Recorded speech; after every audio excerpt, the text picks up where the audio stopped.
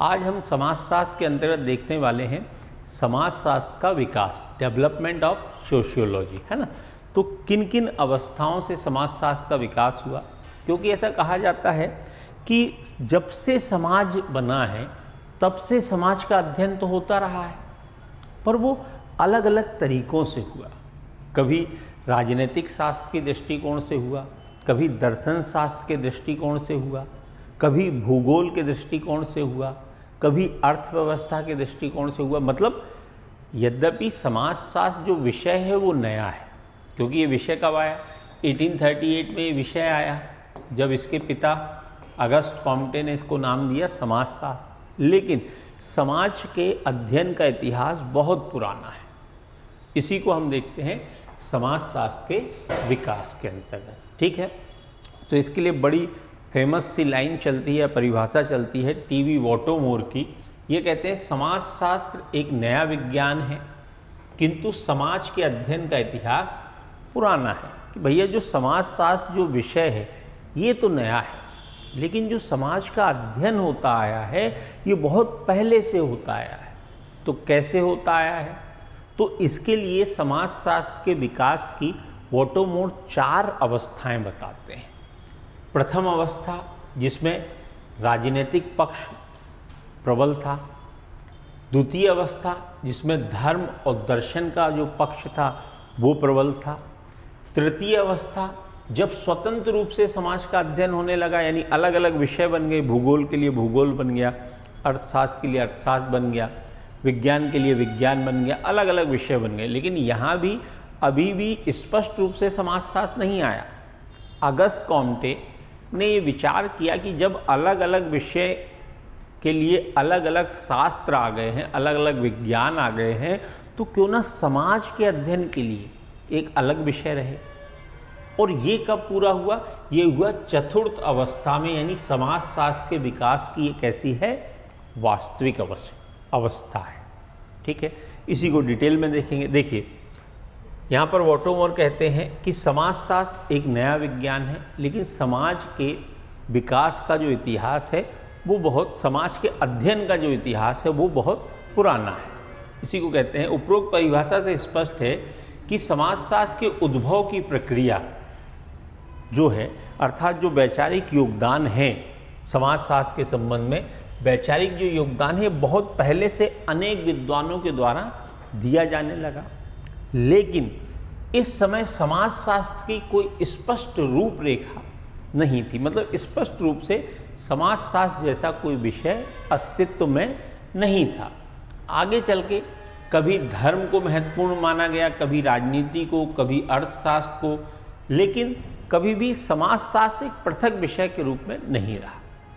ये पृथक विषय के रूप में कब आया, जब समाजशास्त्र के संबंध में अगस्त कॉम्टे ने अपने विचार दिए, और पहले इन्होंने अपने इस विषय को नाम दिया सामाजिक भौतिकी, और फिर इन्होंने इसी का नाम बदल के क्या कर दिया, समाजशास्त्र। तो देखिए इसी को वॉटोमोर 4 अवस्थाओं में वॉटोमोर इसको क्या करते हैं, विभाजित करते हैं। तो सबसे पहले हम पहली अवस्था देखते हैं। तो समाजशास्त्र के विकास की जो पहली अवस्था है वो 100 ईसा पूर्व से वो क्या होती है, शुरू होती है, ठीक है। इसमें वो कहते हैं कि समाजशास्त्र के विकास की प्रथम अवस्था है जो यूरोप से शुरू होती है, जहाँ प्लेटो, अरस्तु जैसे जो विद्वान थे इन्होंने समाज के संबंध में अपने विचार दिए। लेकिन जो इनके विचार थे वो सामाजिक, उनके विचारों में सामाजिक पक्ष कम था, राजनीतिक पक्ष ज़्यादा था। कि भाई उस समय राजा महाराजा क्या करते थे, कैसी युद्ध नीतियाँ चलती थी, कैसे साम्राज्य विस्तार किया जाता था, इन सब चीज़ों को यहाँ पर क्या किया, प्रमुखता के साथ दिया। उसी समय भारत में भी समाज के क्षेत्र में विचार आने लगे। मनु के द्वारा अपनी मनुस्मृति में और चाणक्य के द्वारा अपने अर्थशास्त्र में भी सामाजिक विचार प्रस्तुत किए गए।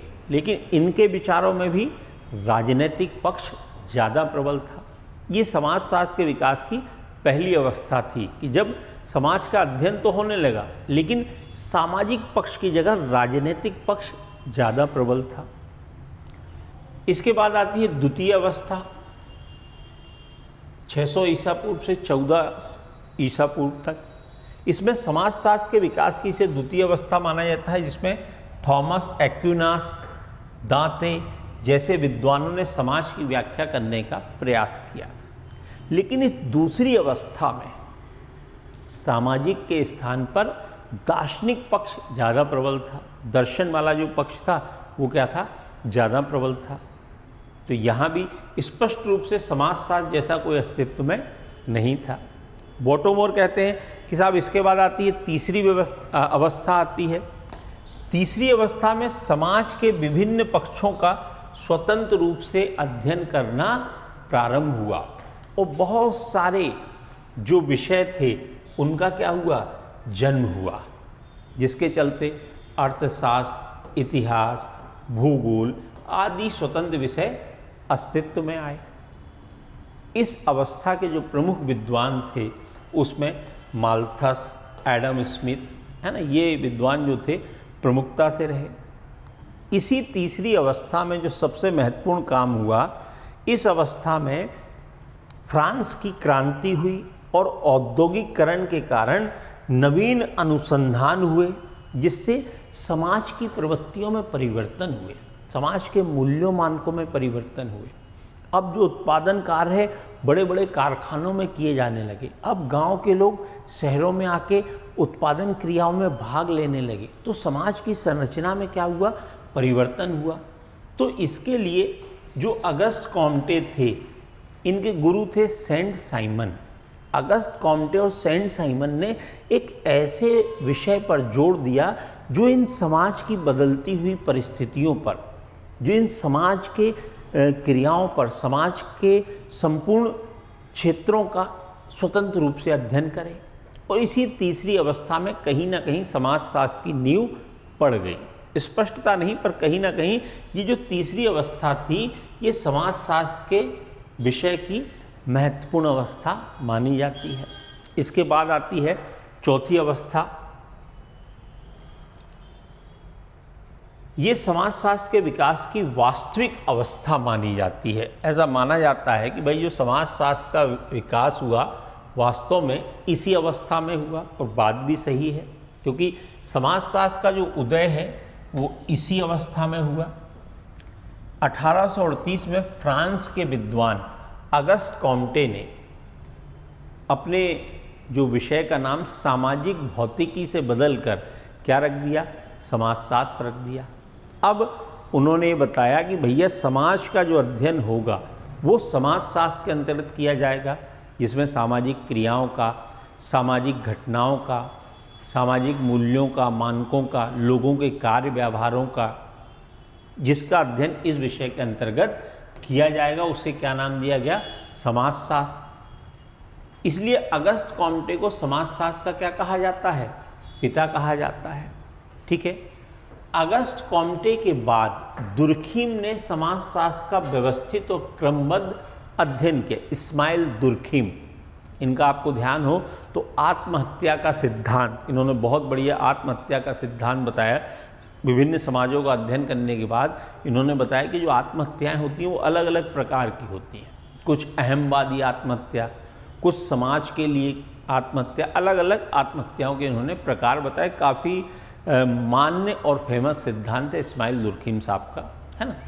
आगे हम बात करेंगे भारत में समाजशास्त्र का प्रारंभ 1914 में बम्बई विश्वविद्यालय से माना जाता है कि बम्बई विश्वविद्यालय में 1914 से समाजशास्त्र विषय को पढ़ाना प्रारंभ हुआ। मध्य प्रदेश में अगर मैं बात करूं तो सर्वप्रथम 1915 में इंदौर के क्रिश्चियन कॉलेज में समाजशास्त्र का अध्यापन का कार्य शुरू हुआ। ठीक है। अतः कहा जा सकता है कि जो समाजशास्त्र का विकास है एक ना रुकने वाली प्रक्रिया है, जो अगस्त कॉम्टे और दुर्खीम से प्रारंभ होकर, ठीक है, अरस्तु, अगस्त कॉम्टे, दुर्खीम से प्रारंभ होकर मर्टन, स्पेंसर, पार्सन्स जैसे विद्वानों से गुजरकर आज भी निरंतर जारी है। आज भी समाजशास्त्र का विकास निरंतर जारी है, दिन पर दिन वो और वैज्ञानिक होता जा रहा है। ठीक है, तो आज के उसमें हमने देखी समाजशास्त्र का विकास। टॉपिक हमारा क्या था? समाजशास्त्र का विकास। इसको एक बार हम शॉर्ट में रिवाइज कर लेते हैं। Development of sociology. तो समाजशास्त्र के विकास की वोटोमोन ने 4 अवस्था बताई। प्रथम अवस्था, जहाँ पर समाज का अध्ययन तो होता था लेकिन राजनीतिक पक्ष प्रबल था। इसमें आपके भारत में मनु, चाणक्य ये प्रमुख विद्वान थे। प्लेटो, अरस्तु ये यूरोप के विद्वान थे। द्वितीय अवस्था, जहाँ पर धर्म और दर्शन वाला पक्ष प्रबल हो गया। दांते, रूसो ये प्रमुख विद्वान थे द्वितीय अवस्था में। तृतीय अवस्था, ये स्वतंत्र रूप से विषयों का यहाँ पर क्या हुआ? जन्म हुआ। अर्थशास्त्र, भूगोल, राजनीति शास्त्र अलग स्वतंत्र विषय बने और यहीं से समाजशास्त्र की भी नींव पड़ गई। यहीं पर सेंट साइमन और अगस्त कॉम्टे ने विचार किया कि साहब समाज का अध्ययन करने के लिए भी एक अलग विषय होना चाहिए, और अगस्त कॉम्टे ने उस विषय को नाम दिया सामाजिक भौतिकी। फिर आती है चतुर्थ अवस्था, जो समाजशास्त्र के विकास की वास्तविक अवस्था मानी जाती है, क्योंकि इसी अवस्था में 1838 में समाजशास्त्र के पिता अगस्त कॉम्टे ने सामाजिक भौतिकी का नाम बदलकर क्या कर दिया? समाज शास्त्र कर दिया, जो 2 शब्दों से मिलकर बना है, सोशियस और लोगस। सोशियस का अर्थ होता है समाज और लोगस का अर्थ होता है शास्त्र, अर्थात समाज का अध्ययन करने वाला शास्त्र या विज्ञान। ठीक है, भारत में बात करें तो 1914 में बम्बई विश्वविद्यालय से इसको पढ़ाना प्रारंभ हुआ। मध्य प्रदेश की बात करें तो 1917 क्रिश्चियन कॉलेज से इसके अध्यापन का कार्य शुरू हुआ। तो ये टीवी वॉटोमोर के द्वारा समाजशास्त्र के विकास की क्या बताई गई हैं? 4 अवस्थाएं बताई गई हैं। प्रथम अवस्था, जहाँ राजनीतिक पक्ष प्रबल था। द्वितीय अवस्था, जहाँ धर्म और दर्शन प्रबल था। तृतीय अवस्था, जहाँ पर स्वतंत्र विषयों के रूप में विषयों का जन्म हुआ। और चतुर्थ अवस्था, जहाँ वास्तव में समाजशास्त्र विषय का क्या हुआ? जन्म हुआ।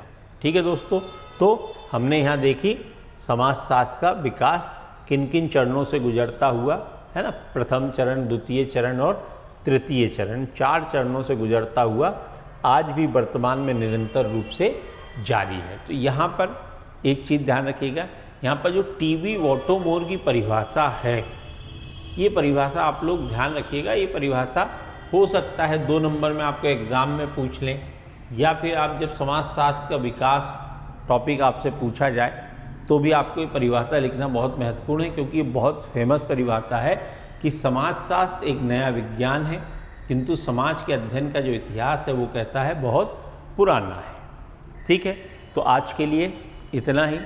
इसके बाद वाले पार्ट में हम देखेंगे समाजशास्त्र के संबंधी अगला टॉपिक, है ना। जैसे कि हम इसके बाद वाला जो टॉपिक देखने वाले हैं उसकी भी मैं यहीं पर आपको थोड़ी सी चर्चा कर देता हूँ।